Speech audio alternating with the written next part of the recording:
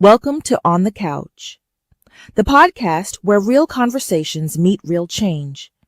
Pull up a seat, get comfortable, and join us as we dive deep into the conversations that matter most to Black and Brown communities. Hosted by Dr. Diamond and an incredible lineup of co-hosts. On the Couch brings you raw, insightful, and empowering discussions, from mental health and wellness to entrepreneurship, life insurance, healthcare, and everything in between.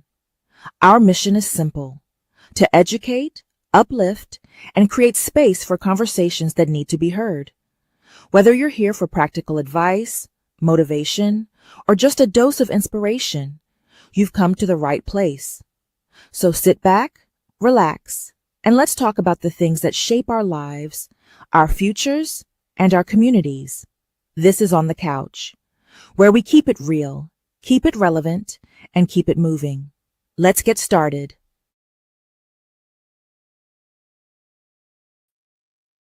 Good morning, everyone. This is Dr. Diamond. I'm sitting in my car today, always multitasking. This is what we do on the couch. But thank you for joining us for your vital content here in our community. We're very excited. Here on the couch, we are bringing on an interviewee by the name of Marlon E. Curtis II, an author, director, entrepreneur. So we're going to get a chance to talk to him and have a fabulous interview with him and get to know him and the things that he has done out here and understand his journey. How did he get from one place to the next? What jewels he's going to drop on us today. So, hey, let's get excited.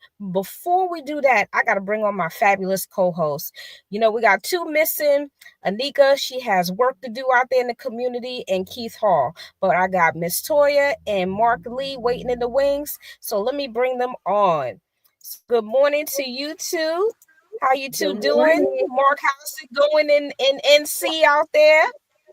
I'm doing well over here in NC. As a matter of fact, I've got it sounds like Marlon has got some connections to history and heritage and all along those lines. And I've actually got, and it's the reason I'm at work today, a quilt circle. So this is the African American quilt circle. So they've got all kinds of stories that they tell through their quilts and all along those lines. So it's a bunch of ladies. There might be one or two gentlemen that are in there as well, but they definitely tell a lot of great stories through the quilts that they create. And most of them are from the Triangle area, but there's some that come from other parts of North Carolina and some that have even moved because they're still part of the quilt circle. I think we might even have a couple of members that are up in your neck of the woods, and I know we've got some down in Georgia and Florida and all along those lines. But it's always great when they are here because they always tell in some very rich tales through the quilts that they make and all along those lines. I'm always fascinated by the designs that they come up with and all along those lines.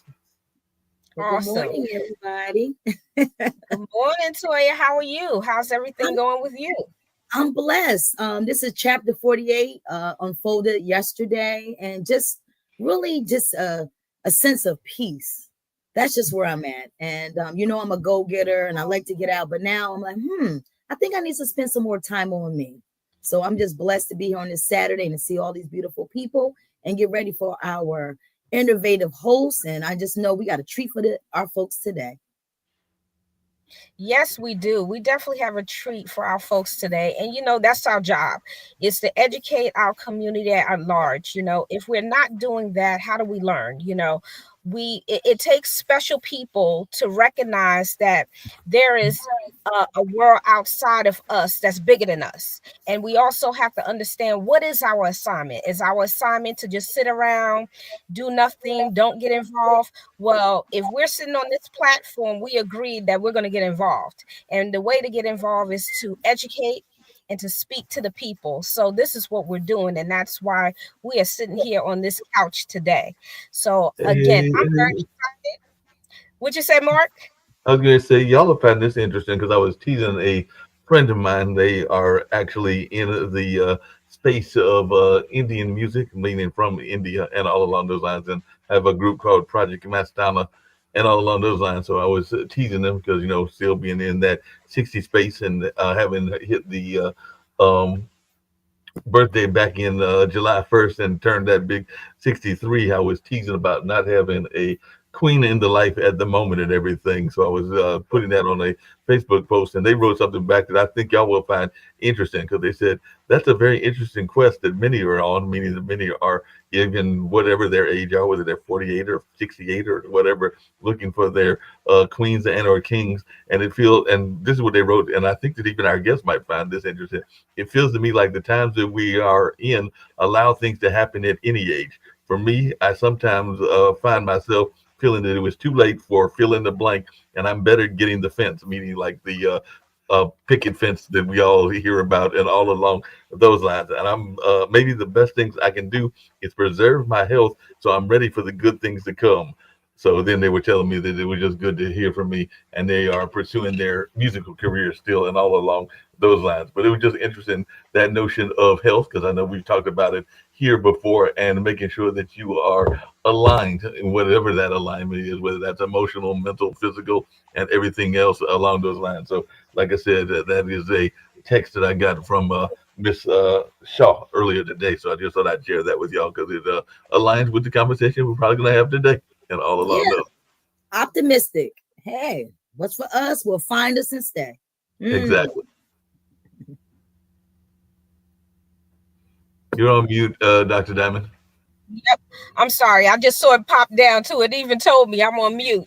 So optimism, that's important to have. How do Right. you have success if you're not being optimistic about things, and what your growth looks like, and how do you move forward and pursue things? We always have to think about, how do we put this in a positive light? Because life can beat you up, and then you trying to figure out, how am I going to get from point A to point B? So it can be very, very tough. But I think we all take one day at a time. So Yes. let's shift gears a little bit here, because I'm excited about our guest. I don't know about you two, but I think I you all understand. are. But I'm excited about him. So again, Marlon E. Curtis II, right?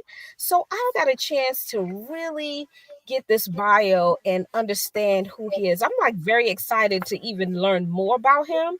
But Mm-hmm. an award-winning creative production director and debut author of 31 Reasons Why You Should Bet on Yourself. Like, I want to hear about that. Like, how do I bet on myself? How do I go from point A to point B? So I'm curious about that. With over 15 years experience in the entertainment industry, he has directed and produced content for major networks, including BET, MTV, Paramount, and Warner Brothers, working alongside top tier talent and rising stars. So, listen, we're going to bring Marlon on right now, and we welcome him to the couch. Good morning. Good Hey. Good morning. morning, Marlon. Peace, y'all. Hey. Peace, peace, peace, peace. What's going on, y'all? How y'all doing? Great. What's I feel going your on? energy already. Yeah, we here. Yeah. We here. We are We are here. here. So I did talk a little bit, like a small introduction, but I know you have a lot more to say about yourself. So can you introduce yourself to us and our Absolutely. active listeners on the couch with us? Absolutely. I mean, honestly, I don't talk about myself a lot. But when I do, it's just, hey, I'm Marlon. I just like to do dope things with dope people. And yeah, I'm a huge manifester. I've been manifesting my life, all of my life, since a kid. And when I came into my adulthood, I've realized that I've been manifesting my life, just by speaking things into existence. So Mhm. I feel like there is a blueprint to changing your life, and it's literally just changing your life. Everybody think that the secret is deeper, but it's really just, if you want to see change, you have to change, and that's it. So happy to be here. Super happy to be here. Well, Well, thank thank you. you. Our viewers, Absolutely. Hey, we are Marlon. What's up, on brother? the couch with you today. So bring it. Yeah, Marlon, you talked about manifestation and all along those lines, and I kind of alluded to that with even the Facebook post I got from a friend of mine and everything. But I sometimes think that people are too busy not realizing the gifts that they are given, and a lot of times we're not paying attention to the ancestors or the spiritual messages that we might be getting, and all along those lines. So I just wanted your take on that, because I sometimes think that we might have our gift in our hand, whether that's a relationship or whether that's a career, and sometimes there's this whole notion of the imposter syndrome, and we've all heard of the imposter syndrome, where we're afraid to actually go after what we want, whether that's in relationships, whether that's in careers, and particularly in the creative careers, because I've also done a lot of work in the creative field as well. So I just wanted your take on that, because I think sometimes we get too afraid to tackle what is actually destined for us. Absolutely. Listen, get out your own way. Get out your own way. Imposter syndrome is a thing, and it's one of those things that it's a switch. It's a simple switch. When it comes to writing my book, 31 Reasons Why You Should Bet on Yourself, it was one of those things where imposter syndrome definitely set in. And what I mean by that is, you start to think, you have this thought of, I want to write a book. Then instantly right after that initial thought, is this book going to sell? Is people going to read it? It's this, it's that, it's this, it's that. And it's like you go down this rabbit hole of questions, and then you start to ask people, and it's like now you're introducing your big ideas to small-minded people sometime. And you gotta go with your own thoughts. You have to have a thought. Put it like this. To the listeners out there, to anybody that's watching this, if you look around yourself right now, as I look around my room, my studio that I'm sitting in right now, every single thing that is around me was a thought at one point. Every single thing was a thought. And I feel like that's what really changed my perspective on life a little bit. And what made me start to practice a lot of the study the laws of the universe and all of that good stuff. Because as I looked around, I realized that every single thing that I touch and see has been a thought of somebody, and they created it. Besides nature, of course, trees and all of that good stuff. That's the universe. But if you have a thought, you just gotta go with it. And I just learned to go with my gut. Yeah. My gut is always telling me the next move that I need to make. And it's just like, when I came up with the idea of writing 31 Reasons, it was last year. It was supposed to be dropped for my 30th birthday. And I was like, life hit, and I heard you guys talking about that. Life hit, and I was in the middle of recording the first season of the show, and I had to stop down. And we stopped. We wanted to get 10 episodes, but we ended up getting 4 episodes in the first season. And then I was asking God, why couldn't I get 10 episodes? And I heard him say, I gave you 4 episodes. And it was just a lot. So typically I try not to get in my own head. That's the biggest thing. Tony Robbins always say, get in your head, you're dead. The moment you get in your head, you're dead. So it's like, the moment a thought come across your brain, go with it. Go and move with momentum. Especially as creators. Yeah, you definitely got to do that. Hey, Mark, exactly. just really quickly along those same lines and everything like that. One of the things that I find interesting, and I think we've talked about it before on this show. I know I brought it up to Dr. Diamond, and I've even brought it up to Toya as well, and everything, and all along those lines, is this notion of not everybody in your circle is for you and everything like that. So sometimes we've got people that are dream stealers and all along those lines, and sometimes people that want you to dictate their conversation versus you kind of like living your own dreams. Because I know you've been there, and I'm sure you faced that, Marlon, where people have wanted you to kind of like go on their journey and take their journey and run with it at 1,000 miles an hour and everything. And you go like, wait a minute, that's not my vision. That's your vision. You do your thing. Yes. You can support your people in their thing. But I'm just wondering, do you find, because I've run into this a couple of times where people are like, they've got these big ambitious plans, but they want you to run like you their, and I just watched the football game between Cleveland and Carolina, like you their star halfback or their star running back and everything, but they want you to run their plays, even though they don't even have a game plan. Yeah.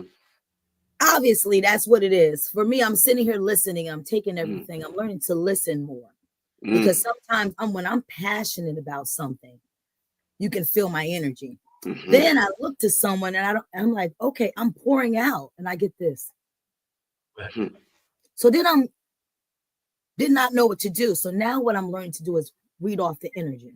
And sometimes I didn't realize I can feel it, thinking it's anxiety. but that means I must be on something, because if we're on a momentum, you know, you're excited, we're giving it back and forth, then I get this block.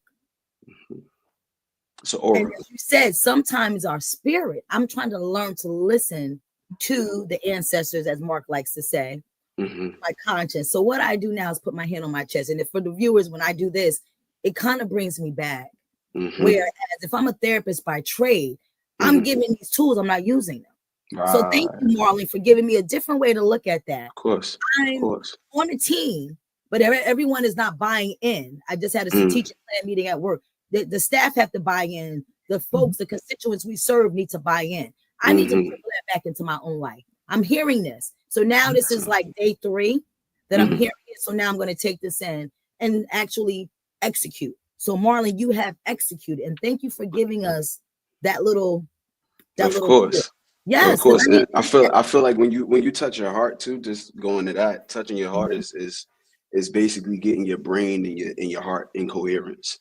So it's you touching your heart to figure out what it is, what that gut is going to tell you, and you're just literally communicating with your brain as you're touching your heart, because the heart was the first thing before the brain. So that is your first brain. So when you touch your heart, and when I greet people, I touch my heart all the time. It's heart and brain coherence. So that's what you have to go with your gut. And going over to what you said, Mark, you got to protect your dreams. You got to protect your dreams, and you got to know when to step back from building somebody else's dream. You have to. There's this term in the industry, hurry up and wait. Early on in the industry, I went in and I wanted to direct. I wanted to produce film. That was like my ultimate goal. I kind of put a ceiling on myself, and I wanted to direct and produce. I went in, I got a dope opportunity at my childhood dream job at BET as an editor. And I feel like once you see someone good at something, you kind of keep them there. And it's like, hey, just hold on. I know you want to do this, but hold on. And I feel like for a long time, I was asking like, hey, I want to do this. Hey, I want to do this. Hey, I want to do this. Until I was just like, wait, I can just go do this myself. Right. I can just go start proving it myself. And that's really what it was for me. It was just, hey, I want to do this. All right, I know you want to do this, but just hold on for a second. And it's just like, okay, a year went past. Okay, 2 years went past. And I'm just like, I'm still doing the same thing that I really don't want to do, but I enjoy it because I got the opportunity and all of that good stuff. But I want to do more. Use me, utilize me. But you got to sometimes go out on a limb, take that leap of faith, exactly what I did. And, I started simultaneously while I was working at my childhood dream job. I dreamt that. Working at BET one day when I was a kid, I told my grandmother, God rest her soul, who was, all 4 of my grandparents I dedicate my book to. My grandmother told me, like, baby, you could do anything you want. My grandfather told me, you can do anything you want as long as you think it through and see it through.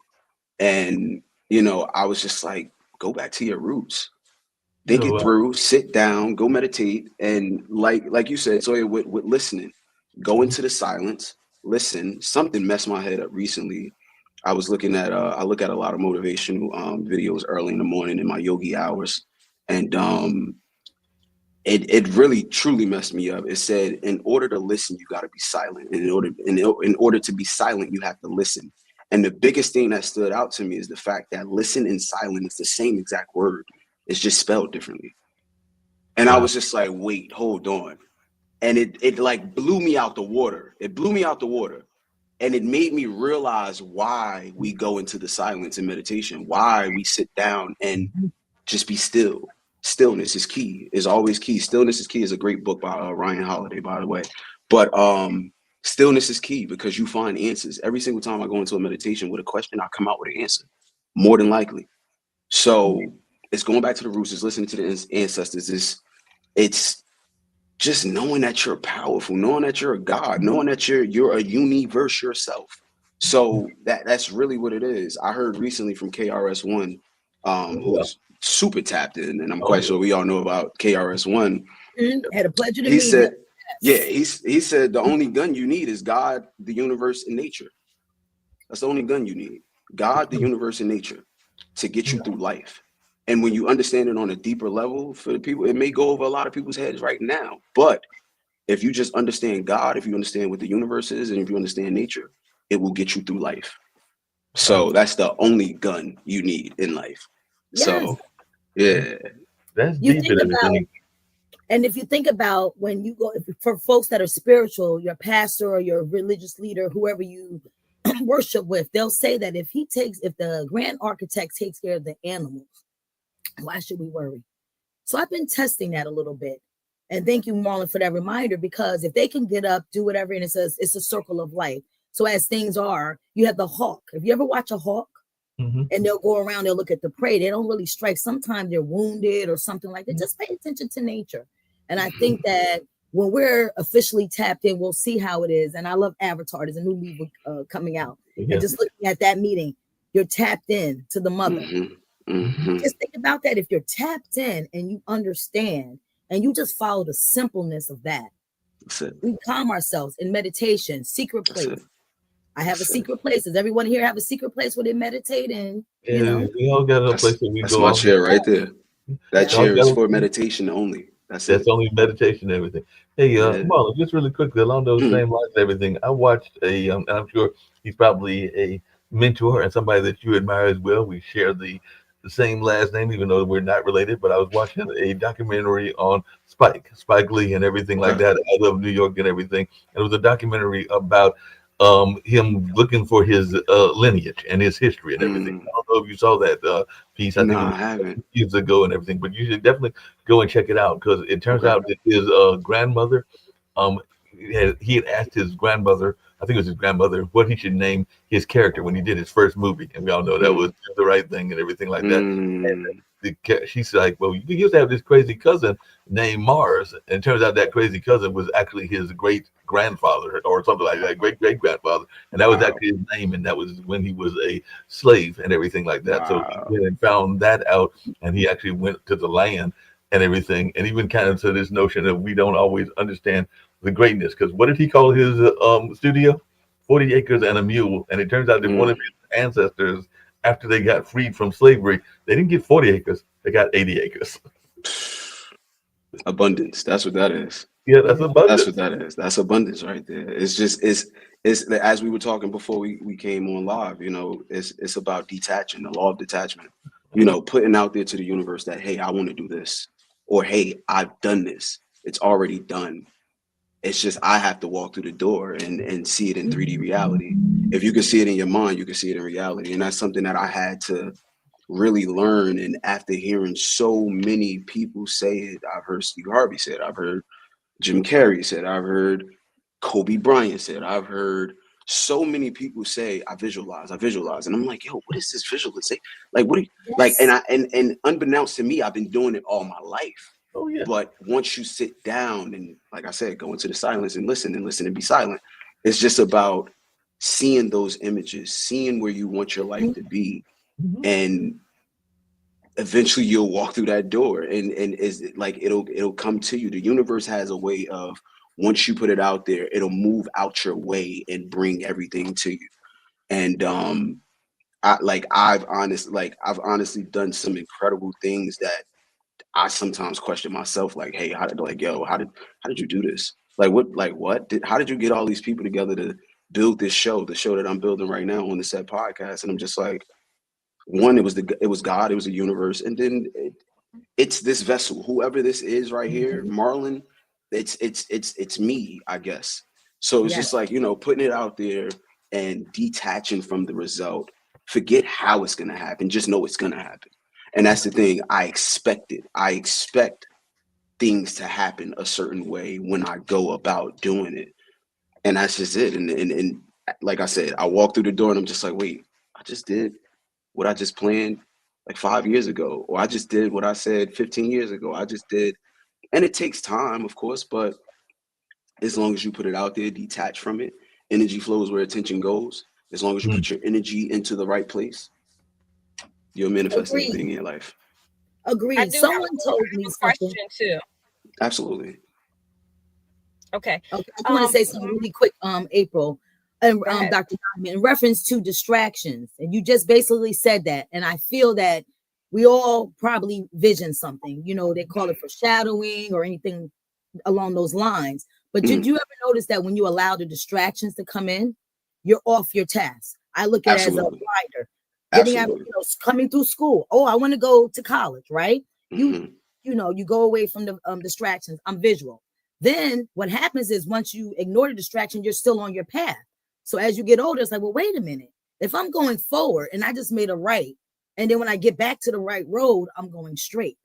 I tell you, that's kind of what I was alluding to, and I'm sure Marlon dealt with this as well, because whether it's somebody that has a similar creative mission or business mission or along those lines, how many times have we run into it? Matter of fact, I just had a friend yesterday that approached me about this and everything, because I mean, we can only do but so much in life and everything. We all have a certain amount of time that we're here on this planet and a certain amount of goals that we should be achieving, because we've all got a divine mission. At least that's what I believe and everything like that. But how Yes, many sir. times are we distracted by the divine mission? Because I'm sure, Marlon, that you have been approached a number of times by people that want you, and I'm just going to go out there and throw them out there under the bus and everything, that have wanted you to do Amway, wanted you to do prepaid, wanted you to do all these other things that are going to take you away from your mission and everything. And sometimes you just got to tell those folks, look, I get it. I can support you in other ways, but I can't go down that path because there's only one me, and I can't do everything that y'all want me to do and everything like No that. is your superpower.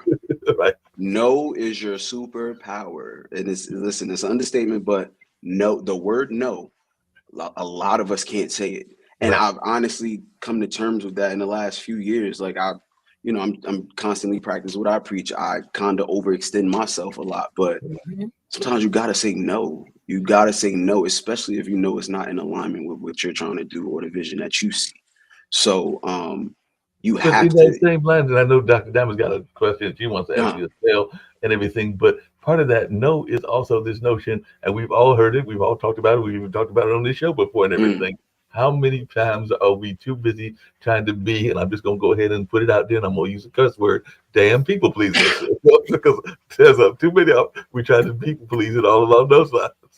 Because we're professional. You don't want to be rude. And then the right, narrative is, right, and it can go wherever way it's going to go. right. Dr. Diamond, I know you had a question. Yeah, I have a question, but I'm going to add on to the distraction. Mm, Part of distraction to me is it's a life experience, because mm, you are given tools, and the tools are the people before us. They give us these tools, they tell us to stay on this particular road, but you're human and you're going to deter from the road. Immaturity is also going to make you deter from that road. Therefore, that is a life distraction.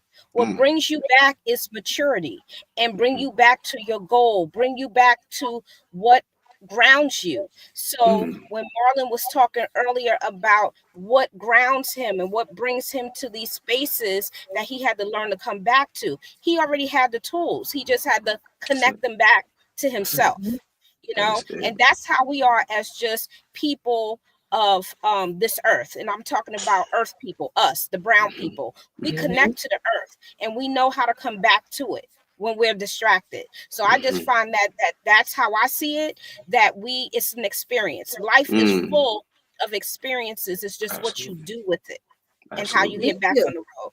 So Absolutely. my question for you is about challenges. Like, what Mm, is the biggest challenge you faced, and how did you overcome that challenge or challenges? mm. Honestly, my biggest challenge, and I said this season on the second season of my podcast, On the Set podcast, streaming on all streaming platforms. The challenge I had a very long time ago was, if you want to go fast, go alone. But if you want to go far, go together. For a very long time, I just wanted to fast track life. I just wanted to get to a certain place. I just wanted to, do these things. And I realized quickly exhaustion. I realized I've been hospitalized from a few times, exhaustion, dehydration, that, the whole 9 yards in my last 15 years being in this industry. And it was because I was trying to do a lot by myself. Mhm. And it took those situations, it took things getting very bad for me to say, you have a bunch of people around you that's willing to help you ask for help, bro. Ask for help. And if you're in if those people are in alignment with your vision, then let's go together. Let's do this. Mhm. So I went out what I felt like was a limb.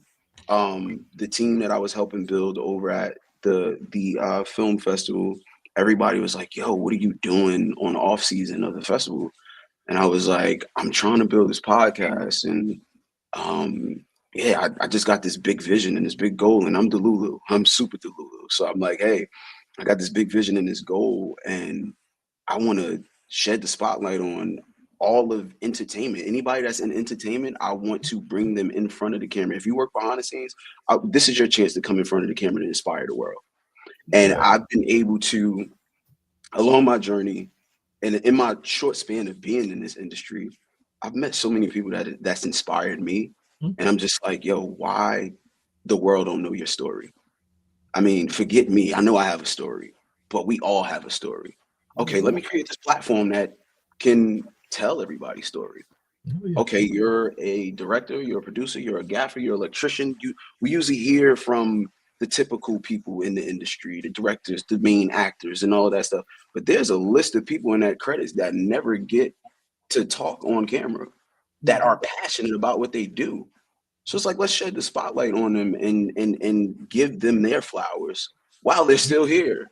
Yeah. And it was Not just one just of those things. Once I passion. painted the vision, everybody was just like, "Yo, let's do this, let's do this, let's do this." And that's when it got a little bit easier for me. When I was able to say, "All right, we're gonna do this, we're gonna do this, we're gonna do this," and everybody's like, "All right, let's do this." And Wow. we have a bunch of behind the scenes footage from inception when I had the initial meeting with my team, me talking about certain guests that I wanted to bring on that we've manifested bringing on. And it's I'm blowing myself away, like I said. And what I realized at the end of the day, Dr. Diamond, to really wrap your question up, goals is like a GPS. As long as you plug those goals in, Mm. when you get in your car, if you don't know somewhere you're going, you're going to put it in the GPS, and that GPS is going to take you exactly where it is that you want to go. So it's the same thing with your goals. Write your goals down. People don't physically write goals down. I write goals down. I have a book full of goals. I have a book full of delusional visions and dreams that I want to manifest, that I've manifested already, that I'm just waiting to walk into the 3D reality on. Hey, So wow, goals are that's like a GPS. You have to plug them in and you have to just go. hey Marla, it's deep that you said that because I work at a nonprofit. Actually, I just met with the search firm because we just lost our director. They had some internal conflict and everything, so they were let Mhm. go of and everything like that. And I met with the search firm actually last night, and that's one of the things that I told them is that whoever comes into this job needs to understand a little bit of the landscape. They need to understand the players in the game and the people that are in this particular city, but they also need to understand the other arts organizations. And one of the things that I told them that I don't want, which some of our past directors have been, and I always get them mixed up, and I'm supposed to be honest, the ones that are trying to be too much in control. And I think that's Mm. micro. I always get micro and macro mixed up, but the ones that are trying to like uh, have their hands in everything. So they want to be the director, they want to be the artistic director, they want to be the film director, they want to be a little bit of Mhm. everything. And as you know from having been in the arts world, that's not giving good confidence to people if you're doing all of their jobs and not actually supporting the people the way that they are and everything. So one of the questions I have for you is how Mm. does one get into this particular podcast that you're doing? Because I have a lot of friends that are in the behind the scenes. I've got friends that are a part Absolutely. of the unions here in North Carolina and have worked with some of the amphitheaters and worked with some of the sporting facilities. Matter of fact, one of my best friends, we did the road to the Apollo together, and we took the Okay. winner to the actual Apollo in New York and had like a carte blanche opportunity Wow. because they skipped the line for us. You know, all those people that sat stand in line in New York and New Jersey, they were pissed at us because we got to skip the line because we worked out an agreement with them that we would skip the line by doing these competitions and our winners would Mm. get to come up to the front. And we've had some people that have done tremendously well. But my friend Ray, who is not the creator of this project, that would be Captain Newborn and everything, but Ray Mm. does a lot of the production work, and he used to be the rental coordinator of our Mm. theater. So not the theater I'm here, which is Hayta and everything, Okay. but one of our art house theaters. And he used to tell me everybody is a promoter, and he still tells me this: everybody's a promoter until it's time to cut the check, which means everybody's got these grand ideas and everything, and they will tell you all day long that they are a promoter, a production, a producer. They got all these great ideas about wanting to bring in Beyonce into town or Janet or whatever the hot rapper is of the day and everything. But then when it came down to it, and this was only 1,000-seater and everything, he would ask them, well, what is your budget? What is your things that you're going to do to make this happen, or your publicity? And a lot of times they didn't have that. And the last thing I'm going to add to that is I worked and have worked as have my parents, with a lot of nonprofits. I am shocked, and I'm sure Diamond is as well as Toya, how many nonprofits either don't have a mission statement, or if they have a mission statement, have no understanding of what the mission statement is. Yeah, it does happen in the field. It does, because it's on paper, and we just have to make sure our actions match what we are stating we're doing. But I know sometimes not to change gears is funding. We have a goal, and my thing is we need to stay true to that. So very interestingly that you touched that, Toya, and Mr. Mark, just to answer your question really quick. If anybody would like to be a guest on the Set Podcast, we have an Instagram that's live right now, on the Set Podcast. Within our link in the bio, there's a guest submission form, and anybody can fill out that guest submission form, because as we keep going into new seasons, we just go and refer to that guest submission form, and we go with a quick interview with whoever that guest is. We do our fact checks and all of that good stuff, research, and then we bring that person on. Of course, we have wish lists and people that we would like to bring on, but if it's people filling up this form, that's who we're going to first. So, but to your point, Toya, my team is so crazy. Like, when you talk about utilizing your resources, my team, I was very upfront with everybody. I was like, yo, listen, we don't have money, but what I can do for you is paint my vision for you, show you what I've done so far, and you let me know if you can help me build this. And that's exactly what I did. I just shouted out my team this morning on Instagram. I got about 15 to 20 people on my team right now that's not being paid. That's just giving me pure passion. And it's just like we've been materializing what I've been saying we're going to materialize. The very first season, we went in. I said, this is the vision. This is what we're going to do. This is how we're going to execute. Okay, this is how the second season is going to look. From that first season to what we just did in May for the second season is crazy. Is the quality, the people that I was able to pull together and, see my vision and help me, build this. Like I said, if you want to go far, go together. It's just about showing people or painting that picture so clear and vivid that people can't unsee it. And that's the thing. I was able to paint the vision so clear for people that didn't see it physically, but they saw it because I was like, this is how it's going to look. This is how we're going to sound. This is how these are the guests that I'm thinking about bringing on. These are the type of stories that I want to tell. I want people to cry. This season just passed. We had 3 people crying on the show. This season just passed, season 1. Out of 4 episodes, we had 1 person cry, which was our host. This season that just passed, that we just shot in May, we had 3 people cry, including myself. So I got on there as the showrunner, as the creator, and talked about why I created the show. And I believe one of you guys said something about making it one more day. That's exactly what made me cry on my episode. I was talking about the power of one more day. And I don't know if you guys are familiar with Ed Milet. Great motivational speaker, entrepreneur, philanthropist, all of that good stuff. He said, and forgive me if I'm watering down the story, his dad was on drugs and a habitual addict. And he said to his dad before he passed, he said, Dad, I want you to promise me that you're never going to take drugs again. And he said his dad's response was, I can't promise you that I'm going to never take drugs again, but I can promise you that I'm going to go one more day without taking drugs. I'm going to try to make it one more day.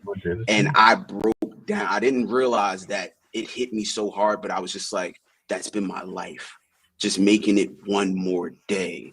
Just planning, just executing, and believing so with unwavering faith that I can make it to whatever that vision is in my head. Just making it one more day. And life happened. Life happens every day. Things happen every single day.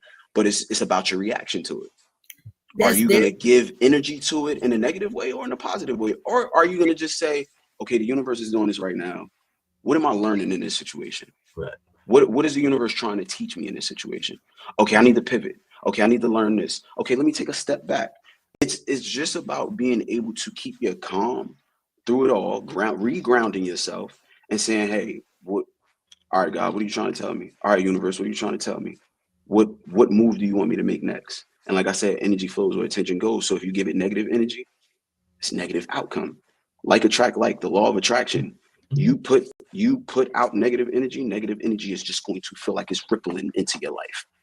But if you say today is a great day, today may be going haywire for you. But if you say today is a great day, if you speak with conviction to yourself, people would think I'm crazy. I scream to the top of my lungs in this room sometimes, my affirmations. Today is a great day. I don't care what's going on in my life. Today is a great day.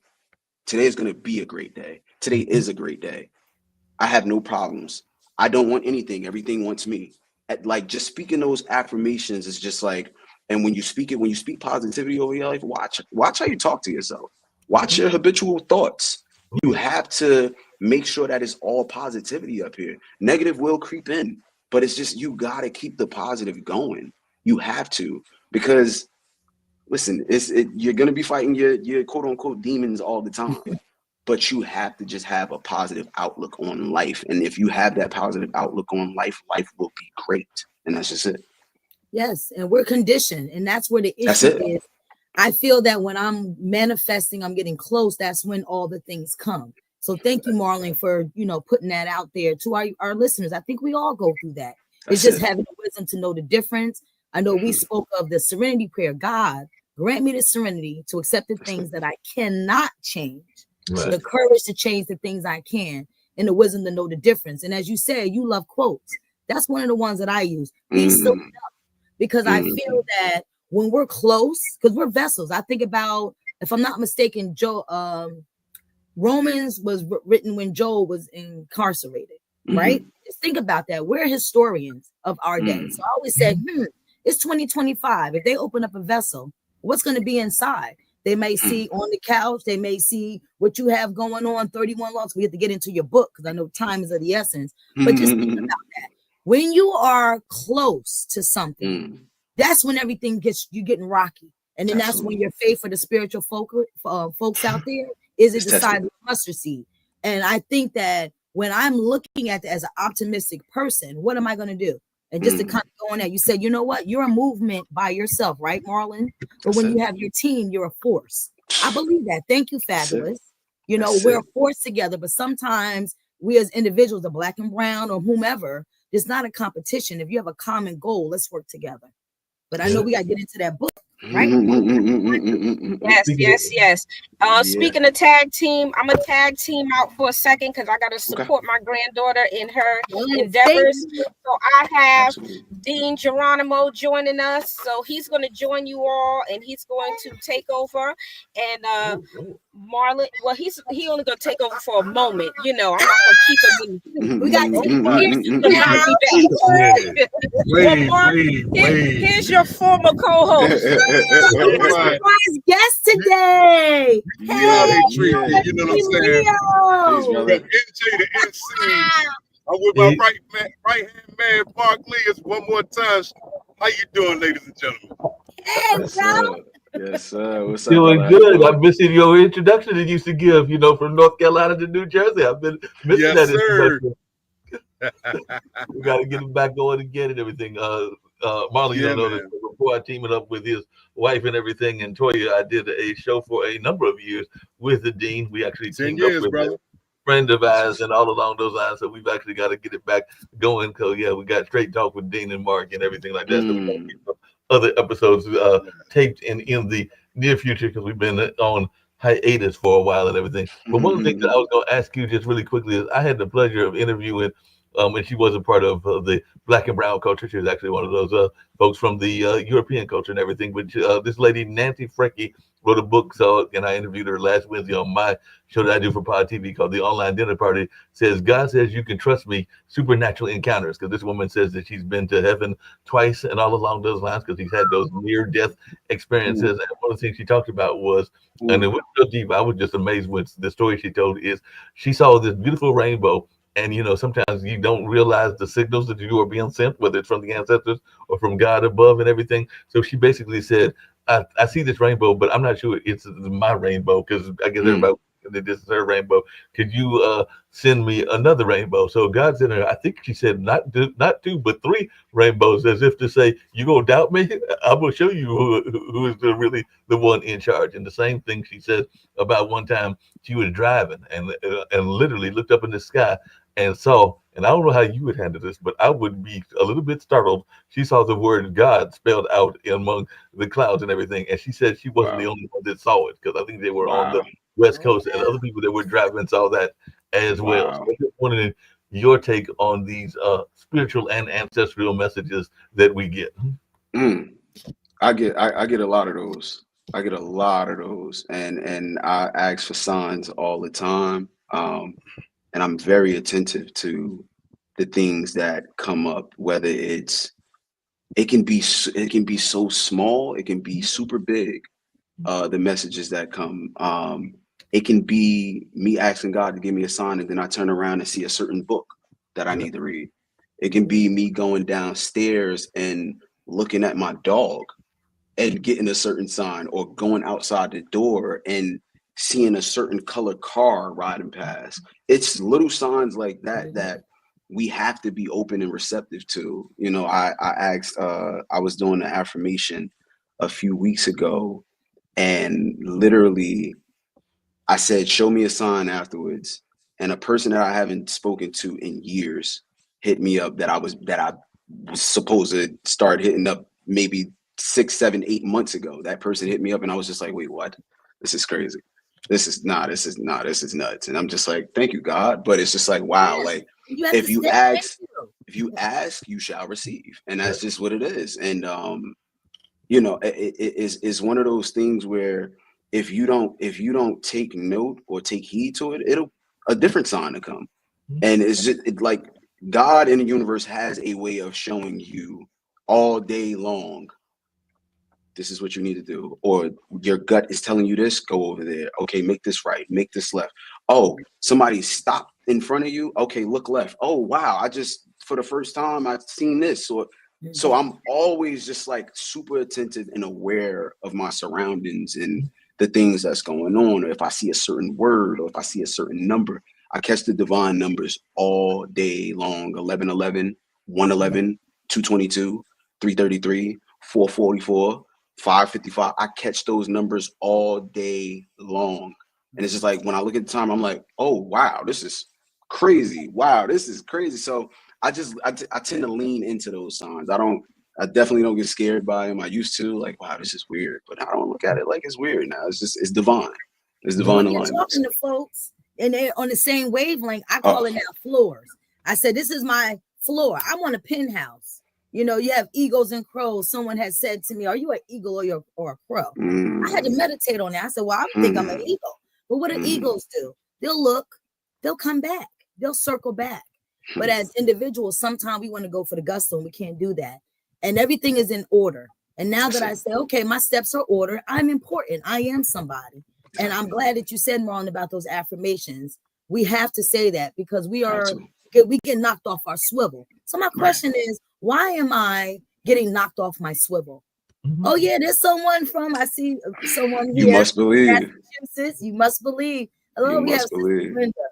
And I tell you, she's someone that really gives me a lot of jewels. And I think that when you're tapped in and you're surrounded people of likeness, oh, wow, this is something new. Mark, you added something on here. I love it. And, we got people making comments. I think yes, I'm loving it. But I think that sometimes we're fearful. So what I said to someone, sometimes my approach may be a little harsh.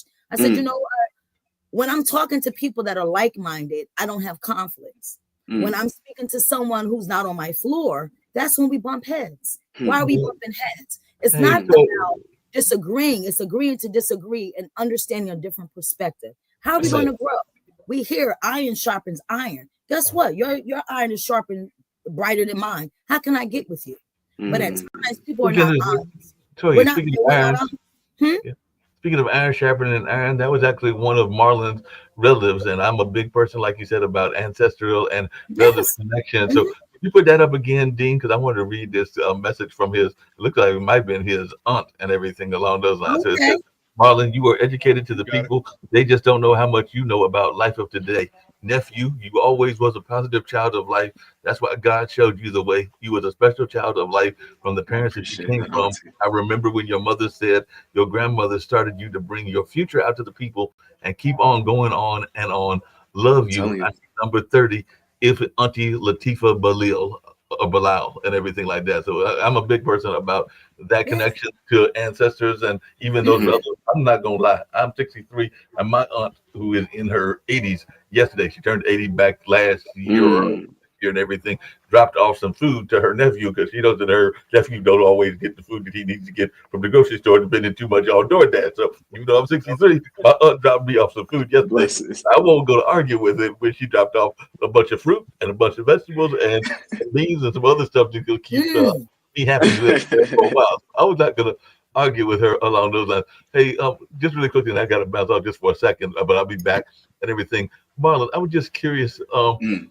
How important is it for you to maintain that family connection and everything? Because just to give you a little bit of background, not just from my aunt Julie and everything, but my mom was actually having an interesting conversation with me yesterday. We were talking Mm. about food and that southern connection. I know Toya's from the south as well. I'm not sure what your own roots are and everything, Mm. but she's talking about how when she was young, one of her late sisters who has passed away, she's the only sister that's passed away. We've got a couple of uncles that have passed away, used to not like she didn't like cooking. My mom loved Mm. cooking, so she would join my grandmother in the kitchen doing all the cooking and everything like that. And then Aunt Kelly would come in and do the dishes and everything like that. But she was also, my mom was telling me how there were different terms for dinner back then. So she was like saying Mm. they all had breakfast, but supper was actually dinner. So dinner was actually lunch and what we would call lunch and everything, but it was dinner, and supper was what we would now call dinner and everything like that. So I was just wondering your take on this and everything like that, because it looks like your relatives here, they're saying, It takes a village. They're in the It takes building. a village. It takes a village. Listen, I've known that since a child. You know, they say when we're kids we don't understand, but we understand. We Mhm. understand. I feel like, the roots are always talking to us. And I've studied the root system so much that I'm starting to produce a lot of fruit. And and that's just really what it is. I go back to my roots all the time. I go back to family. I lean on family heavy, and that's my village. So, um, family supporting me. I'm always just like, I need my family here. I need my family here. I want my family here. I just, every time I do something, I'm just my mom and my dad and just everybody. I'm just like, yo, I need everybody here. I need everybody in the room. I'm having my book signing on the 30th of this month, and I was like, I've sent it to everybody. It was like my family, even if it's just my family in this room, and we got over 100 guests coming so far, and I'm like floored by that alone. But it's just going back to the roots, and I feel like we thrive off of that, and I feel like it gives me energy. It gives me more energy. And it's just like all these people came out to see you or hear you, and it's just like, yo, like you gotta return the favor. So that's why I'm always up here. I'm always meditating. I'm always studying. I'm always working. I'm always working on the set apparel, my apparel brand that I've been running for 5 years, on the set podcast, my podcast platform. So family, Brenda, family is essential. So, Yes. and I feel like friendship is essential as well. So, having those core friends, you don't have to be blood to be family with somebody. And that's just, I've been able to cultivate a lot of friendships over the years that it shocks me. It shocks me the way people believe in me. It shocks me the way I motivate people sometimes. Like, people think that, this is just natural Marlon. This is just what I do. And it's just like, I feel like I want to be that person that take everybody's problems away, although I know I can't. But it's just like, Mhm. um, my uncle Eric, that's my uncle right there, man. But yeah, just Yes. going back to family and friends, man. It's just, having those family and friends in your corner all the time is what's gonna help you thrive in the future. So, and So tell present us day. about this book. We want to know something about this book. I know we talk about everything, but tell us Yeah. about. Come on So now. So on the set, I'm sorry. Listen, my company is all in my brain right now. But 31 Reasons Why You Should Bet on Yourself was originally supposed to come out for my 30th birthday, but I dropped it this year for my 31st birthday, on my 31st birthday. It was just a strategic move on my in my books for me. 31 Reasons Why You Should Bet on Yourself is just simply, I've been betting on myself all my life. I've been going with the thoughts that come to my brain first. I've been, I'm more consciously reactive than unconsciously reactive. I've been able to study the laws of the universe. I've been, I hear that all the time, like study the laws of the universe and, you'll be free. Study the laws of the universe and you'll be free. And I always wondered, like, what does that mean? Study the laws of the universe? And when I really started to look into it, the law of attraction, the law of detachment, the law of polarity, the law of correspondence, when I started to look into these laws and read, and with AI now, you can go and have a conversation about yourself with AI and say, how can I apply these laws? Put a real scenario to AI and say, I'm in this dilemma, or what you may perceive as a dilemma. I'm in this dilemma and I'm trying to work around it. I'm studying the laws of the universe. What law should I be practicing now? And last year, when we were shooting the first season of my podcast, was really like a confirmation for me. We shut down at the 4th episode. We ran into some complications, and I was sitting asking God why, and they say, don't ask God why, nothing. But I was like, I wanted 10 episodes. Like I was aggressively moving. I was working hard. And I'm telling you, I literally heard, I gave you 4. And I was just like, all right, let me get to work. Let me just get to work on the 4 episodes that I have. Let me materialize what it is that I said was in my brain. And once I dropped the trailer, I realized, okay, the world wants this. The world wants this. So let's just keep on working. So I got to work on my book. I had the framework for my 30th birthday, way before my 30th birthday, but I got to work on my book once I had that confirmation. Once I had that, you have 4 episodes, so get to work. And I was just like, okay, I'm gonna work on these 4 episodes and I'm gonna finish this book because I want to drop it for my 31st birthday now. And I was able to, I've always looked at books. I love thin reads. I was never really an avid reader growing up. And my dad, he would always push me to read. And, I would go and act like I read until my father got slicker than me and he would start asking me about the book. And I didn't know about the book that I was, asked to read and whatnot. But once I got into college, once I started exploring adult life and adulthood, and once responsibilities started rolling, I was like, yo, let me read these books, man. Let me start reading these books. And the books that have been more powerful to me are workbooks. And I was just like, I want my first book to be a workbook. It's a self-published book. I put prompts in there for people to follow, prompts that I followed myself. I literally have my very first author copy sitting here. And I wrote a note to myself when I first got my book. And I was just like, yo, like you didn't believe at one point, but you did it. And just keep going. One of the most powerful books, I'm not getting paid to promote this book, but one of the most powerful books I've ever read is U Squared by Price Pritchett, a high velocity formula for multiplying your personal effectiveness in quantum leaps. I didn't know what a quantum leap was until last year. And I bought this book on March 14th. I remember dates. They say you remember dates that are emotionally triggering to you. Mm-hmm. So I bought this book on March 14th of 2024. Didn't understand what a quantum leap was, but I kind of started to understand after reading this 37-page book. And I can honestly probably say this is probably the best book I ever read in my life. My life. All the thick books, this book is 37 pages of power. And when I read this book, I then made 1, 2, 3, 4, 5, 6 quantum leaps in a year.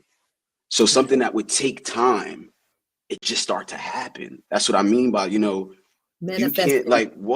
can't, once you put it out there and you get out of the universe way, like I said, the universe has its way of just bringing things to you. So right. I detached from it. I trusted the process. And I was just like, all right, I know what I need to do. And it's trusting my gut and my heart and just going with, oh, you said this? All right, okay, let's do this. Oh, you said pivot and do this? Okay, let's do this. So I wanted to give people like the true raw Marlon in the early part of the book. Then I wanted to give people the laws of the universe that I've been able to practice and work in my favor over the years. And you know, I put it into a almost 53-page book. No, it's actually over 53 pages, but 53 pages originally it was supposed to be. And I gave a shout out to my mentor and the things that he said to me over the past few years. And you know, I the path to greatness is lonely. You know, going into the silence, you will eventually become your own ally. You know, it's just being able to sit back and say, all right, this is what I want to do. This is how I see it. This is how I envision it. It's done. Saying that it's done. This year, I actually signed my very first contract with myself. We sign contracts at work, right? We sign contracts when we go to do a freelance job or something like that, right? Sign a contract with yourself. Put your goals on there and say where the dates that you want these goals to be done and sign that contract with your John Hancock. Dated. So that when you achieve those goals or when you walk through that door in 3D reality, you can look back at that contract and say, wow. And I have some big goals on that contract. So it's just about, like I said, the law of detachment. That's one of the biggest laws that I practice, the law of detachment. I put it out there. I speak it. I speak it. I believe it. I achieve it. I speak it. I believe it. I achieve it. I speak it. I believe it. There's nothing that I can't speak. There's nothing I can't believe. And there's nothing I can't achieve. Amen. So if you speak it into the universe, if you just believe it with unwavering faith, you can achieve anything in life that you put in, that come to your brain. And I don't think a lot of people, it takes growth, it takes self-improvement. It takes this Marlon 15 years ago would not be talking like this. So it's just about showing people that, hey, I was in your position at one point and I'm probably still in your position, but I just believed. I had faith. I leaned in. I've cried. I've sobbed. I've felt misunderstood because Marlon, you just want to work. You don't want to go out. You don't want to do this. You're not a party type. You're not this. You're not that. And it's just like, it's just not me. I like to be. This is my solace right here. I put a yoga mat out. I stretch. I put my red light therapy on in the morning at 4 a.m. Now that's a whole nother Pilates 4 years in. Now Pilates. Yes, love it. Wow, I salute you, Queen, because I'm going to be an instructor. I'm working on that. I'm going to make a contract with myself. I'm coming to your class. Please invite me because I know it's a sweat. I know it's hard work. So please invite me. You're going to see me shaking, but please invite me. But yeah, it's just about, like I said, that energy flows where attention goes. Understanding that discipline weighs ounces and regret weighs tons. Understanding that. If you just discipline yourself for a few years, you will be out of the stratosphere versus you in a few years looking back on, I should have did this. I should have did that. That regret weighs so much more on you when you're further down and you know that you could have did this and you could have accomplished this and you just didn't do it because of what? We go back to that first thing, imposter syndrome. We all get in our heads. All get in our heads. Or you may have somebody that may be very close to you that say, what about this though? Yo, have you thought about it like this? Yo, you're going to spend that money and put yourself in debt? Yo, you're going to... That's why when I come up with big visions, I don't tell nobody. Yes. I don't tell anybody. I talk to Marlon. I go within. Like I said, that silent, that listen. I go within. That's all I need now at this point. You'll see, and I got people close and near and dear to me that I tell my big ideas to. But until then, you'll see it once it materializes, or once I materialize it, or once I'm walking through the door in the 3D reality. So it's just about, one, what's your why? Your why has to be bigger than you. It has to be bigger than you. And hey, Marlon, I got to ask you this, and I'm sure Dean probably wanted to ask you this earlier and everything along those lines. But you are in your 30s, I think you said, and everything. There's this old term called an old soul and everything like that. So I was just wondering, what time did you realize that you were an old soul? Man, like there's no way people been telling me that since high school. People been telling me that in high school. Yo, you got an old soul, and I was just like, hey man, I appreciate it. I take it as a compliment. And I really feel I go back to my roots. Like I said, I go back to my roots. Shout out to all four of my grandparents. It's about purpose. All four of my grandparents, this book is dedicated to. I lost all four of them to cancer, some form of cancer. And I said a very long time ago, when I get big, when I get rich, I want to donate to this American Cancer Society, because we got to put it into this. And something came to me out of nowhere. Just start doing it now on a smaller scale. Just donate $5 a month, donate $15 a month, donate $20 a month. Let that compound effect be something. So I dedicated this book to my grandparents, and part of the proceeds of the book is going to the American Cancer Society. And I'm just like, what's your why? What's the bigger purpose? My grandparents were my driving force. They are connected directly to my ancestors that I don't know. So the wisdom that my grandfather used to watch Farrakhan. My grandfather was a book nerd. My dad is a book nerd. So it was just natural for me to become a book nerd, and this is my little library. That's not a lot of books, but it's a lot of powerful books sitting there. It's a lot of powerful books sitting there. The power versus force, letting go, think like a monk, Jay Shetty, get into transformational forgiveness. That's a lot. That's something that we don't do. We don't forgive. We don't forgive. We hold on to our past. You gotta, you can't change it. You can't change it. It's okay. Let it go. And I tread lightly, because some people have been through some trauma, more trauma than me probably, but it's the past. You cannot change it. All you can do is change right now, the present moment. You can't even change the future. And I said this earlier, you can't change the future, because once you get to the future, it's only now. So it's like you have to just work on now. You have to be present. You have to act from the soul, not the ego. You just have to be right now, be in the moment, be whatever it is, be present. If you're with your family, be with your family. If I'm on here, I'm locked in. Phone is on do not disturb, no Apple Watch on. I just have my Whoop tracking my metrics and my stress levels and all that good stuff. But I'm present right now, because I'm giving my all to what I'm doing right now.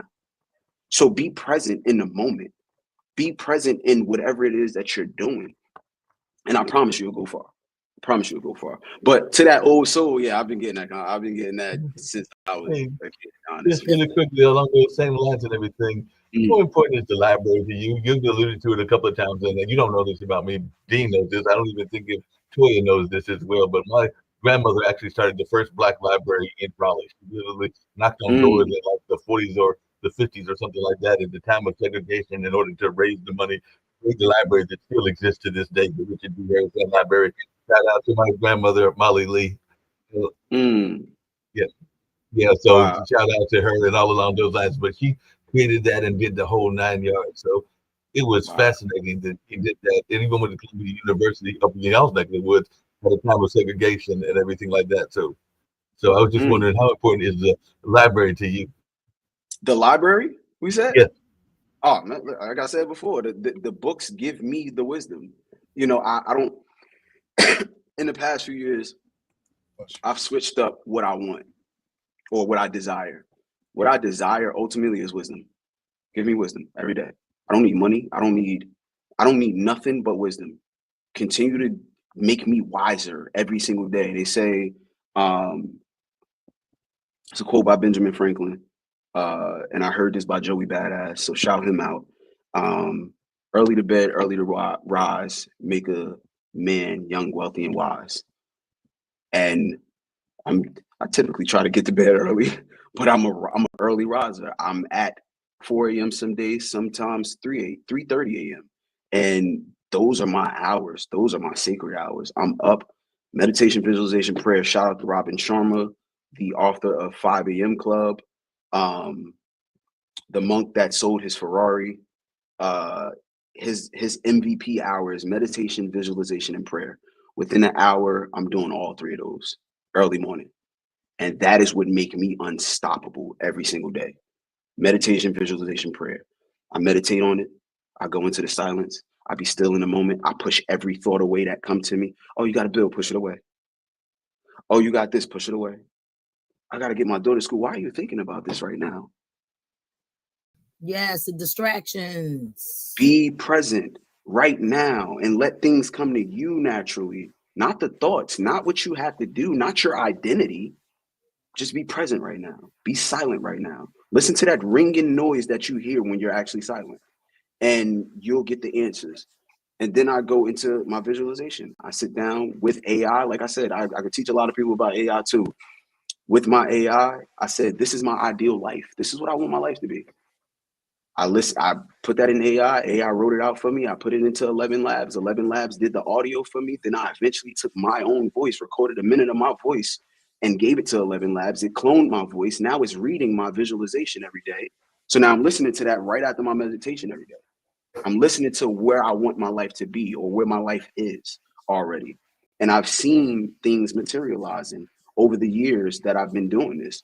And then right after that, there's my dad right here. Oh, Dad is That's Big on. Marlon right there. Thanks Shout for out to my showing up, Dad. Yeah. You know, like I said, just going from there into prayer. I have a prayer card that I sit right next to my Buddha and my meditation area, my sound bowl. I say that prayer every day with conviction. I have a small book that I keep with me almost everywhere, every single where I go, with over 100 or 200 I am statements. When I just feel like I'm in that mood, I pull out that book and I'm either saying it in my head and to not be super delulu. And when I'm at home, I'm saying it with conviction. I'm screaming it to the top of my lungs. I'm saying it with so much conviction that I'm crying. And it's just, you have to make yourself believe what it is. So that honestly, that's been like my tutelage. That's been my power. That's been my source of light of alongside my grandparents. That's been guiding me. You know, I feel like I talk to my grandparents all the time. I'm always talking to them. When I say always talking, besides God, I'm always talking. I can relate because I be talking to my grandma all the time, as well as my grandparents. Mama. Mama's still living, but you definitely got to talk to those folks that have passed on, including the great grandparents. You said something that really caught me. I know Dean's going to know where I'm going with this and everything because I brought it up on our show as well. You mentioned Buddha and everything. I sometimes think, and I remember an old documentary.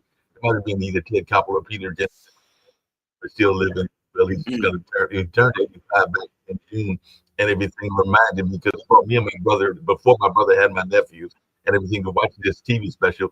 But it was about how a lot of the religions are not as different as we think they are, and they have a lot of similarities and all along those lines. But I just wanted your take on that, whether it's Eastern or Western, whether it's Jewish, Buddhist, whether it's Muslim, whatever. But a lot of the common core are the same. Now we got extremists in all of these religions, including Buddhism, and those are the ones that really mess us up. Right. But the common principles, which is love thy neighbor, respect your family, and respect Mother Nature, are the common core throughout all the religions, is what he was pointing out. Yeah, no, absolutely. You say what we need to do, Mark. And the thing here is that I'm working on now, I'm putting out there is the need. Why do people feel the need? I'm working with the babies. I love mentoring. And, with bullying, because sometimes people look at you and they basically come up with their own opinion and they go off on whatever the narrative. And I think that's why we become people pleasers, because we don't want that narrative. That's not who I am. That's not, well, sometimes let them. And I know we talk about books. Me and my sister circle. There's a book by Mel Robbins. Robbins. I was just about to say Mel Robbins. Let them. My big sisters gave me another one, The Secret by Rhonda Byrne. And these are things changed my life. We put that into us. Let them say whatever, because the only thing that matters is the grand architect who put me here, who understood what my goal was, my journey was. Once you're tapped in, you can do with everything. And sometimes the tongue is what obstructs us. And I'm there now because I'm a person, I'm a steward. I love, this is what I'm passionate about. And I'm thankful for you today, because I think everyone else, including myself listening, you're giving us the freedom to go after what we said. I'm going to make a contract with myself, because all I do is talk. And it's like I have my little notes and everything. So now I got to figure out this AI, because I put everything in my iPhone. I got you. I got you. I have different things in my manuscripts. So they're just, we're going to talk. I got you. So yeah, we all tapped in, and I'm grateful that you explained to me what it is. Some folks, it doesn't have to be a dollar value, because at the end, if we're here as a team, if I get paid later on, we all get paid. But sometimes, as in the Black and brown community, we don't have what we had. How we say we start from the bottom and now we here. That's it. And at times we have to be still and quiet, because if I say something, I'm going to tear up everything that I built. And does that make sense? So sometimes silence is key, and understanding who you are. And then that means that when you get those attacks, that means I'm on the right road. Thank you, Father God. The person who knows is all knowing and knows where I am. So yeah, 31 laws of the universe. That's it. All these different things. Thank you so much, my brother. To that sorry, Dan, go ahead, brother. Go ahead. No, go ahead, Mark. No, I was just going to answer Brother Mark's question. When it comes to religion and spirituality. Do you know about perplexity? Because that's an AI tool that a lot of people. I just got turned off. Man, listen, it's a lot of tools out there. It's a lot of tools out there. Toy, we're gonna talk. We're gonna definitely talk about that. But to answer the question about spirituality and religion, one thing I heard a minute ago is the religions are all perfect. It's the people that's within it that's flawed. It's the people that's within it that's flawed. I'm not super religious, but I'm very spiritual. I believe there's a God. I know there's a God. I know that we are all gods. I know that the universe is working in our favor. I know that if you inverse, universe, if you go inverse inside, you'll find the answers to everything.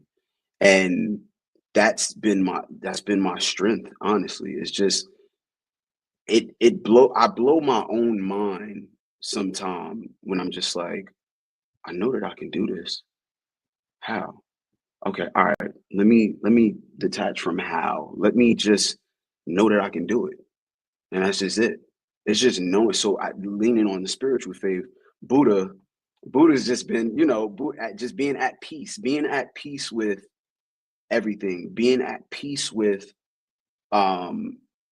your car broke down, being at peace with you backed up on a bill, being at peace with you're at odds with somebody right now, being at peace with, it's just being at peace with everything that happens in life. Now we're humans, we're emotional beings. Sometimes we're already programmed to react in a certain way, but it's just going back to that, like I say to everybody, peace and light, peace, love, and light, peace, love, and light, peace, love, and light to everybody that I interact with. Peace, brother, peace, sis, peace, queen, peace, king. It's just about being able to stay peaceful through it all. Because if you stay peaceful through it all, like Buddha, and this is just my perspective, staying peaceful with all, like the Buddha, is just getting one with the earth, getting one with, like I said, with that only gun you need, like KRS, gotta salute the brother, KRS-One, the only gun you need is God, the universe, and nature. It's all you need. That's all you need. So I hope I answered your question, Brother Mark. I know Brother Dean had a question. Well, I didn't have a question. Actually, we talk about spirituality, you talk about numbers, things like that. So you say you're 31 years old, right? And you were given 4 chapters. So then we talk about the number 4.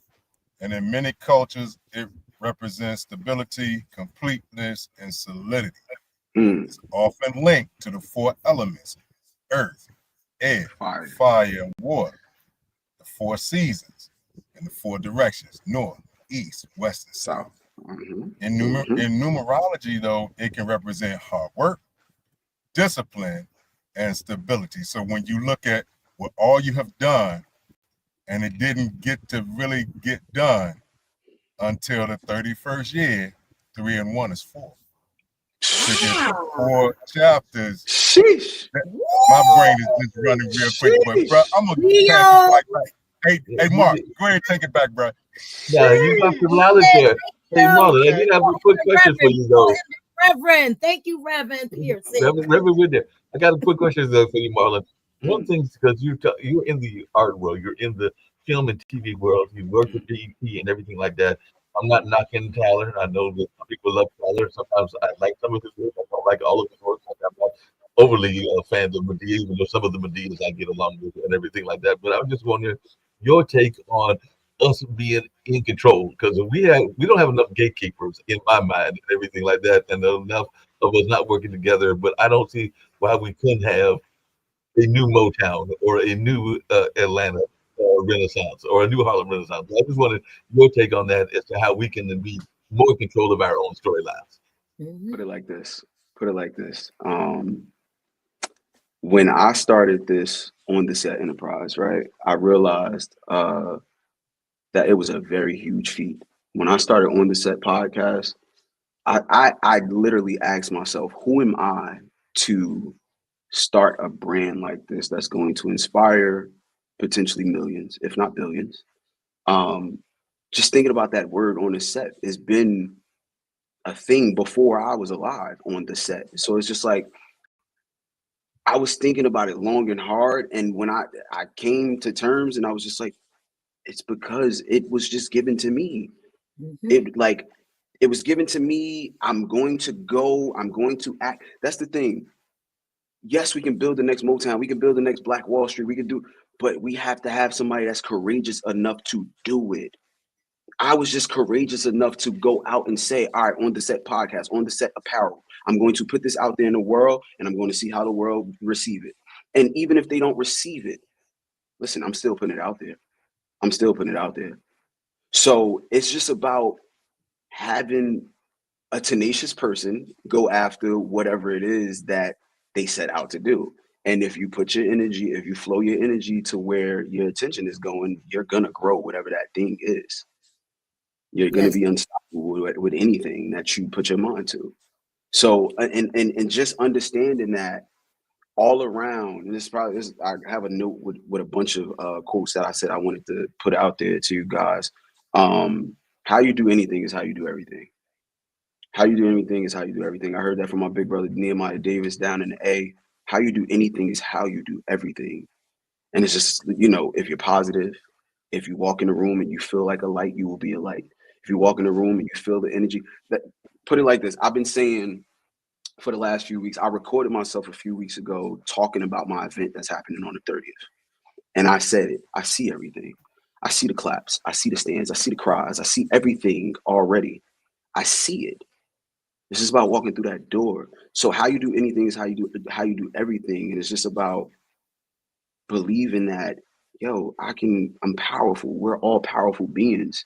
I know that when I walk into a room, I electrify the room. I know this. And it's not being cocky. It's not being aggressive. It's just me humbly and respectfully saying every time I walk into a room, I've had one or two people say, yo, you give me chills. It's energy. It's aura. It's what I give off. That's all it is. And it's just, we talked about aura earlier, Toya, when you walk in, you can almost literally feel somebody's aura. When you go into a room and you say, something don't feel right. Yes. And you think it's anxiety. No. That's the energy that your face. Think about it. Years ago, when you walked into the room, you speak and say hello. Remember, that's how we were taught. So now when I'm coming in, that was already in existence in that four walls. It was already there. Exactly. That's it. So what are you going to do? You're going to respond or you're going to react to that. And that's where we mess up with ourselves. And exactly. And even to the point of, like you said, when you walk into a room and you speak, right? I go to the coffee shop in the city when I go to the city for the MTV show that I'm working on right now. When I go in this coffee shop, I hold the door for people. And a lot of people don't say anything. I've learned to not be super reactive, but what I still do is say thank you out loud, because that may make them say, "Oh, whoa, oh, sorry, thank you," because now you have somebody saying, "Yo, unbeknownst to you, I just held this door for you," and I don't expect you to say thank you because I don't know what you're going through too. Right. You never know what anybody's going through, so I try to tread lightly with, interactions that I have with new people and places and things, because you never know what anybody's going through. I saw a post a couple months ago, and I said this on my episode as well. I saw a post a couple months ago that it was a highway with a bunch of cars. It was traffic jam. And this gave me just a new perspective. This is how deep I think on life. It gave me a new perspective. Each car had a different quote coming from it. It said, this person just lost their dad today. This person just lost their job. This person is $50,000 in negative debt. This person is on stage 4 cancer. And when I looked at that, I was just like, wow. Yeah. Yo. Whoa. I never thought about people's problems like this. I never thought about the things that, You go into a room, you don't know what anybody's going through. So you got to tread lightly. Don't come with an attitude, because you don't know what that person's going to give back. And even if that person give back attitude, you don't know what they're going through, the reason why they're giving back attitude. This person may be on a high all the time. It's just that one day that you caught them and it's off. And then you in your head is like, oh, it's over with. But no. Marlon, it's funny you said that, because I get around by mass transit. Toya did you know this as this people and everything. And I was talking to a friend of mine, and I was talking to him using the speakerphone.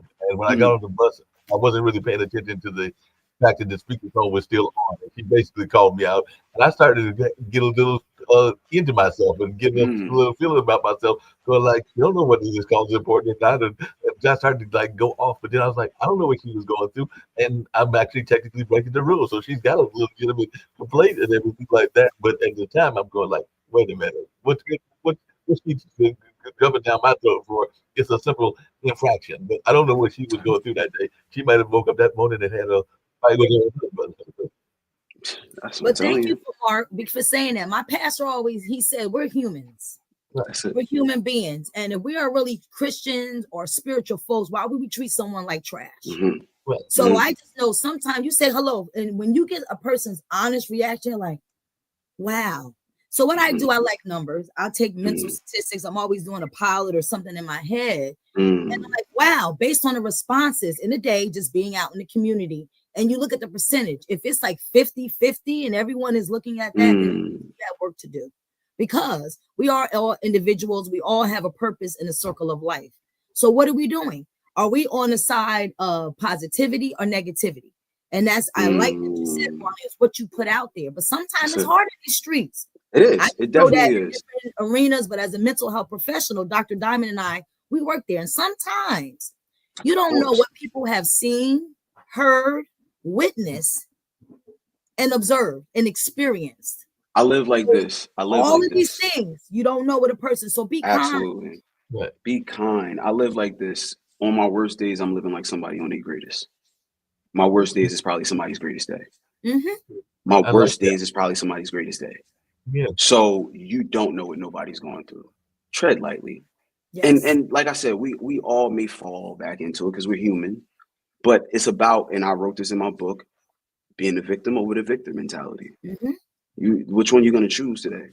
You're going to be a victim at everything that come at you, or you're going to be a victim? You're going to try to, hey, let's look at this in a positive light. Let's do this. Like, let's do this. Not the moment somebody says something, it triggers you to something somebody said in the past to you, and now you're down a deep rabbit hole. It's just like, why? Like, no, it's no need. There's no need. So go, like I said, I always try to just go within. I always try to speak positivity over myself. How I do anything is how I do everything. I'm talking my health. I'm talking everything. I drink water. I try not to indulge in the alcohol and stuff anymore, but you know, I drink water. I'm just, how you do anything is how you do everything. My body is my temple. This is my universe. So I'm going to the gym. I'm staying fit. I'm staying active. I got a 2-year-old beautiful daughter, so I got to be here for her. I got to show her that this is what daddy do. She, you know, it lights my heart up, and I get super emotional. My daughter is 2 years old and picking up my book saying, "Daddy, this your book." And it lights my heart up every single time. And it's just like, or even when she know my show logo, every time she see my show, "Daddy, your show." And it's just like, these are the moments that I'm living for. Exactly. These are the moments I'm living for. She's always touching the camera. She want to shoot stuff now. She want to do that. And I'm like, you're 2. What? This is crazy. So it's just, it's where you put your energy. Energy flows where attention goes. How you do anything is how you do everything. God is that, you, like I said, that gun is God, the universe, and nature. And like, if it's anything that I can leave here today, is going back to looking around you and realizing that every single thing that you see has been man-made. Every single thing that you see was a thought at one point and it materialized into a thing. Thoughts become things. So just realizing that and knowing that your thought that's in your brain can materialize into something tangible, that's all you need. Every single thing you see around you. But speaking of thoughts becoming things and everything along those lines, I did have a quick question for you. But you mentioned it, and I think Durham and definitely Central Park was another one. Rosewood was another Tulsa was another one. I am shocked at how many people don't believe that we can create another Black Wall Street and everything because they have limited their thoughts and everything. I just wanted your take on that because I right here in Durham, which was on the Black Wall Street, and people are like, we can't do that anymore. We can't create it. And I'm like, don't limit yourself. But I just wanted your take on that because I think sometimes we limit ourselves into our ambitions, and sometimes we see the greatness of the past, and we think that we can't achieve that similar greatness. I'm not saying that we got to be an identical copy of their Black Wall Street, but we can do Black Wall Street. So trust me. Your take on that, So my take on that is simply this. I feel like every single person that says, just like you, Brother Mark, every single person that says, yo, we need somebody to create another Wall Street is in the universe now. Somebody's working on that. Somebody is working on that. Somebody that's super delusional, just like me, just like a lot of us, somebody that's super delusional is like, yo, I'm gonna create the next Black Wall Street. And somebody is probably working on that right now because it's out into the universe. I've always been taught that the moment you speak something into the universe, you either gonna get to work or somebody gonna get to work on it. So we're speaking that, we're charging whoever that person is that's delusional, we're charging them up because they're gonna be the one that pulled the trigger on the next Black Wall Street. So that's my take on that. Yeah, that makes a lot of sense. Absolutely.